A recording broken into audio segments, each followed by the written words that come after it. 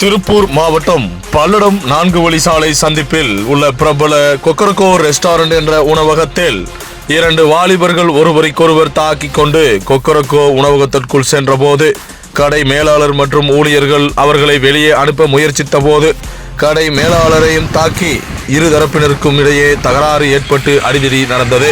இது தொடர்பான வீடியோ தற்போது சமூக வலைதளங்களில் வைரலாகி வருகிறது.